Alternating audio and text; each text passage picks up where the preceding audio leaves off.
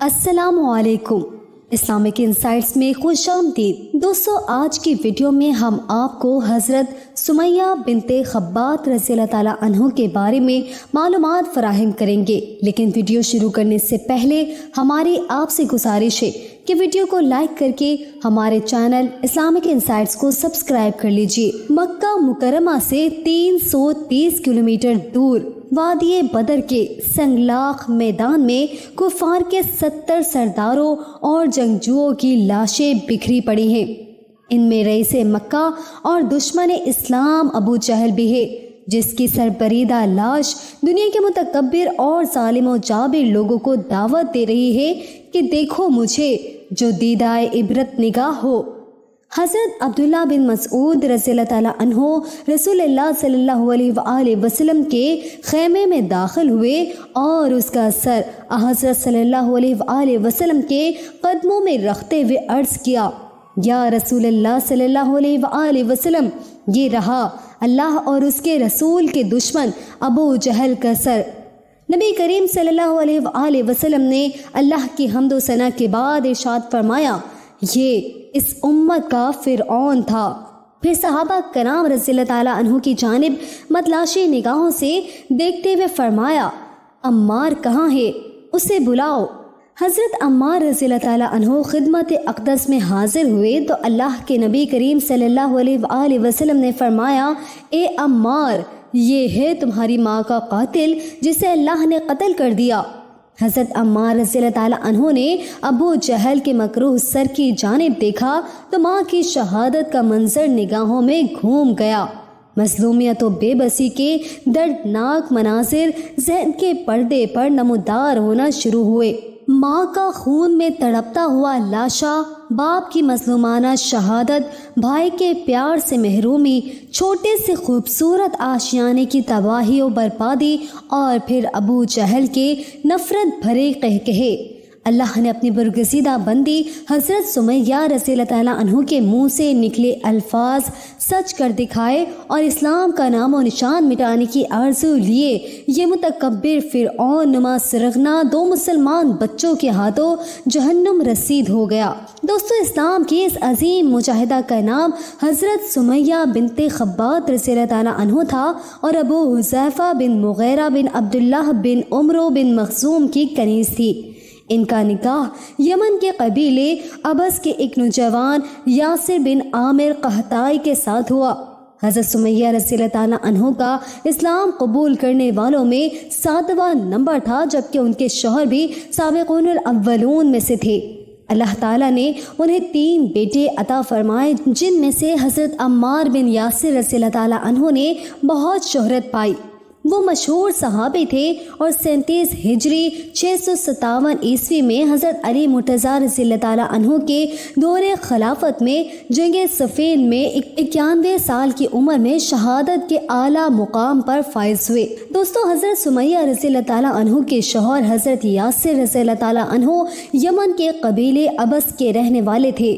ملکہ سبا کے دارالحکومت مغرب کی تباہی کے بعد وہاں کے حالات بہت خراب ہو گئے۔ ایسے میں حضرت یاسر رضی اللہ تعالیٰ عنہ کا ایک جوان سال بھائی خاموشی سے گھر چھوڑ کر کہیں چلا گیا۔ والدین کے شدید اصرار پر وہ اپنے 2 بھائیوں حارث اور مالک کے ساتھ بھائی کی کھوج لگاتے ہوئے مکہ جا پہنچے۔ کافی تلاش و جستجو کے بعد بھی جب کوئی سراغ نہ ملا تو ساتھ آنے والے دونوں بھائی تو مایوس ہو کر واپس چلے گئے، لیکن یاسر رضی اللہ تعالیٰ عنہ کو مکے کی محبت نے اپنا اسیر بنا لیا۔ وہاں ان کی ملاقات ابو جہل کے چچا قبیلہ بنو مخزوم کے سردار محشم بن مغیرہ مخزومی سے ہو گئی۔ محشم اپنی کنیت ابو حذیفہ سے مشہور تھے۔ ابو حذیفہ نے انہیں اپنے پاس رکھ لیا۔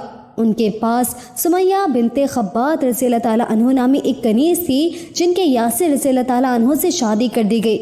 571 میں حضرت یاسر رضی اللہ تعالیٰ عنہ کی یہاں عمار کی ولادت ہوئی۔ اسی سال اللہ کے نبی کریم صلی اللہ علیہ وآلہ وسلم کی ولادت باسعادت ہوئی تھی۔ ابو حذیفہ نے عمار کی پیدائش کے بعد حضرت سمیہ رضی اللہ تعالیٰ عنہ کو آزاد کر دیا تھا، لیکن یہ خاندان آخر تک ابو حذیفہ کے ساتھ ہی مقیم رہا۔ رسول اللہ صلی اللہ علیہ وآلہ وسلم کی بعثت سے پہلے ابو حذیفہ کا انتقال ہوا تو قبیلہ بنو مخزوم کی سربراہی عمرو بن ہشام یعنی ابو جہل کے پاس آ گئی۔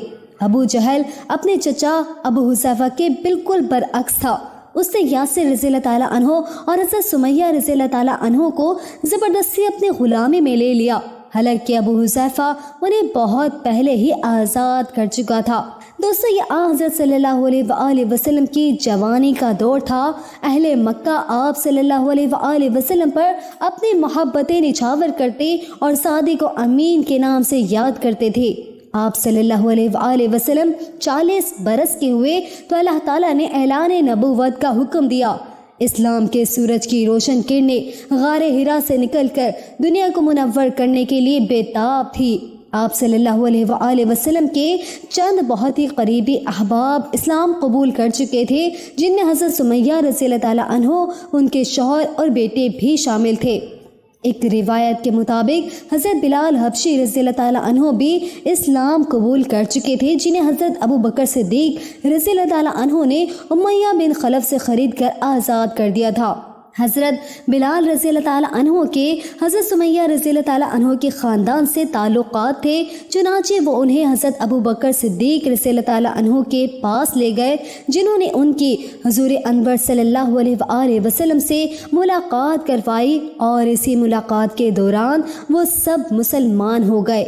حضرت عبداللہ بن مسعود رضی اللہ تعالیٰ عنہ فرماتے ہیں کہ حضرت ابو بکر صدیق رضی اللہ تعالیٰ عنہ، حضرت علی مرتضیٰ رضی اللہ تعالیٰ عنہ، حضرت خدیجۃ الکبریٰ رضی اللہ تعالیٰ عنہ، حضرت سمیہ رضی اللہ تعالیٰ عنہ، حضرت یاسر رضی اللہ تعالیٰ عنہ، حضرت عمار رضی اللہ تعالیٰ عنہ، حضرت بلال رضی اللہ تعالیٰ عنہ اور حضرت صہیب رضی اللہ تعالیٰ عنہ سب سے پہلے اسلام لانے والوں میں سے تھے۔ حضرت عمار بن یاسر رضی اللہ تعالیٰ عنہ سے بخاری شریف میں ایک روایت مروی ہے کہ میں نے رسول اللہ صلی اللہ علیہ وآلہ وسلم کو اس وقت دیکھا جب آپ صلی اللہ علیہ وآلہ وسلم کے ساتھ 5 غلام، 2 عورتیں اور ابو بکر کے سوا کوئی اور نہ تھا۔ دوستو، جب ابو جہل کو حضرت سمیہ رضی اللہ تعالیٰ عنہ کے خاندان کے قبول اسلام کا علم ہوا تو وہ غصے سے پاگل ہو گیا۔ یہ شخص اللہ اور اس کے رسول صلی اللہ علیہ وآلہ وسلم کی دشمنی میں تمام حدود پار کر چکا تھا۔ اسلام کے ابتدائی دنوں میں غریب، غربا، غلام، خادم، کنیزے اور مجبور و مفلس لوگ ہی مسلمان ہوئے تھے، جنہیں ان کے آقا اور قبائل کے بااثر افراد بدترین ظلم و ستم کا نشانہ بناتے۔ ابو جہل جیسے ظالم و جابر اور اسلام کے شدید ترین دشمن کی ایک کنیز یوں اسلام قبول کر لے، یہ اسے کسی طور گوارا نہ تھا۔ حضرت سمیہ رضی اللہ تعالیٰ عنہ ان بے سہارا افراد میں سے تھی جن کا مکے میں کوئی عزیز نہ تھا اور نہ ہی کوئی قبیلہ، جبکہ مسلمان بھی بہت قلیل تعداد میں تھے۔ یعنی اس وقت مکے میں کوئی بھی ابو جہل کا ظلم و ستم روکنے والا نہ تھا۔ حضرت سمیہ رضی اللہ تعالیٰ عنہ اور ان کے خاندان نے اپنے جوانی بنو مغیرہ کے سردار کی خدمت میں گزار دی تھی، اور اب جبکہ عمر بہارہ پر خزاں کے سائے تھے، مضبوط و توانا اعضاء ضعیف مزمحل ہو چکے تھے، طاقت قوت برداشت زوال پذیر تھی، تو ہر گزرتے دن کے ساتھ ابو جہل کی درندگی اور غضب کی تمازت بڑھتی جا رہی تھی۔ ضعیف، بوڑھی اور ناتواں سمیہ کو مکے کی تپتی ریت پر بچھے سرخ پکتے انگاروں پر لیٹنے پر مجبور کیا جاتا۔ عین دوپہر کے وقت جب سورج کی تپش عروج پر ہوتی تو لوہے کے بھاری بھرکم ذرہ پہنا کر کھڑا کر دیا جاتا، اور کبھی گلے میں لوہے کا بھاری توق ڈال کر قریش کے آوارہ لڑکوں کے حوالے کر دیا جاتا۔ والدین کے سامنے بچوں پر اور بچوں کے سامنے ماں باپ پر تشدد کے پہاڑ ڈھائے جاتے۔ زخمی سمیہ اور یاسر بچوں کے مجروح جسم دیکھ کر تڑپتے تو بچے والدین کی حالت زار پر خون کے آنسو روتے۔ دور بیٹھا ابو جہل اس جذباتی کیفیت کو دیکھ کر کہے بلند کرتا اور مغلظات کے ساتھ کفریہ جملے بکتا، لیکن آفرین ہے اسلام کے ان جان نثاروں پر کہ یہ سب جور و ستم ان کے پائے استقلال میں کوئی جنبش نہ لا سکا۔ اللہ کے رسول صلی اللہ علیہ وآلہ وسلم उस मसलूम और बेआसरा खानदान पर अबू जहल के हाथों उठाए जाने वाले मुजालिम देखते तो दुआ करते हुए फरमाते, ए आले यासिर सब्र करो, तुम्हारे लिए जन्नत का वादा है। एक बार आप सल्लल्लाहु अलैहि वसल्लम ने फरमाया, आले यासिर के लिए जन्नत बेकरार है। दोस्तों, कुरैश की नज़र में औरत की हैसियत बेजान खिलौने से ज़्यादा ना थी। औरत घर की वो बांदी थी जिसका काम महज मर्द की खिदमत करना और उसका हर हुक्म बजा लाना था।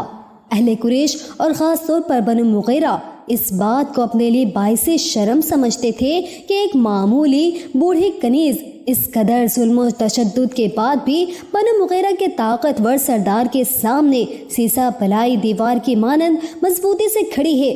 एक दोपहर अबू जहल अपना तेज धार नेज़ा हाथ में लिए जख्मों से निढाल हज़रत सुमैया रज़ियल्लाहु ताला अन्हा के पास जा पहुंचा और गरजते हुए बोला, ए बूढ़ी कनीज़, आज तुझे फैसला करना है कि तू मोहम्मद सल्लल्लाहु अलैहि वसल्लम के दीन को छोड़ती है या मौत को गले लगाती है। सब्र इस्तकामत की पेकर जलीलुल कदर सहाबिया ने अपनी बूढ़ी बोझल पलखें ऊपर उठाई तो उनकी पुरनूर आंखों से निकलने वाले ईमान अफरोज जुआओं ने अबू जहल को हिला कर रख दिया। कुव्वत ईमानी से लबरेज, मजबूत और तवाना लहजे में गोया हुई, ए उमरो बिन हशाम, तू कुरैश का सबसे ताकतवर सरदार है। इस वक्त मक्के में तेरा जादू सर चढ़कर बोल रहा है, लेकिन याद रख, वो दिन जरूर आएगा जब तेरे शहर में अल्लाह और उसके रसूल सल्लल्लाहु अलैहि वसल्लम की हुकूमत होगी, जहाँ हक को इंसाफ का बोलबाला होगा और तेरे शहर के सब लोग उनके पैरोकार होंगे, जबकि तू जहन्नम की आग का ईंधन बन चुका होगा। हज़रत सुमैया रज़ियल्लाहु ताला अन्हा के इन ईमान अफरोज कलिमात ने अबू जहल को आग बगोला कर दिया। वो आगे बढ़ा और फिर उसका नेज़ा लाग़र कमज़ोर हज़रत सुमैया रज़ियल्लाहु ताला अन्हा के जिस्म के आर पार हो गया। इस्लाम की ये मुजाहिदा कलमा पढ़ते हुए ज़मीन पर ढेर हो गई। जामे शहादत नोश करने से पहले कहा, रब्बे काबा की कसम, मैं कामयाब हो गई। दोस्तों, ये थी इस्लाम की तारीख की पहली शहादत। हज़रत अम्मार रज़ियल्लाहु ताला अन्हा को अपने वालिदा की इस दर्दनाक मौत का बेहद दुख था। जोश इंतकाम में हुज़ूर पाक सल्लल्लाहु अलैहि वसल्लम के पास जा पहुँचे और कहा, या रसूलल्लाह सल्लल्लाहु अलैहि वसल्लम, अब तो हद हो गई, अब इजाज़त दीजिए कि हम उनसे इंतकाम ले। ताहम आप सल्लल्लाहु अलैहि वसल्लम ने उन्हें सब्र की तलक़ीन की और दुआ फरमाई। फिर कुछ ही दिन गुजरे थे कि हज़रत यासिर रज़ियल्लाहु ताला अन्हा भी शहीद कर दिए गए। यूँ हज़रत अम्मार रज़ियल्लाहु ताला अन्हा वालिदा के बाद वालिद की शफ़क़त से भी महरूम हो गए। दोस्तों, बिलाशुबा इस्लाम के इब्तदाई दौर की इन बरगज़ीदा शख्सियात की सीरत आज की नौजवान नस्ल के लिए मीनार नूर है। ये वो अजीम हस्तियाँ हैं जिन्होंने अपने खून से अल्लाह के दीन की आबियारी की। यकीनन मुसलमानों की कामयाबी और कामरानी का दारोमदार इसी बात पर है कि हम नबी करीम सल्लल्लाहु अलैहि वसल्लम, सहाबा किराम रज़ियल्लाहु ताला अन्हो और सहाबियात रज़ियल्लाहु ताला अन्हो की सीरत के नूर से अपने दिलों को मुनव्वर करे। ये थी हमारी आज की वीडियो। उम्मीद है कि हमारी आज की काविश भी आपको ज़रूर पसंद आई होगी। अगर पसंद आई है तो इसे लाइक और शेयर कर दीजिए, और अगर आप हमारे चैनल पर नए हैं तो इसे सब्सक्राइब कर दीजिए ताकि मज़ीद इस्लामिक वीडियोस आपके पास जल्द पहुंच सके। मिलते हैं अगली वीडियो में, तब तक इजाज़त दीजिए। अस्सलामु अलैकुम।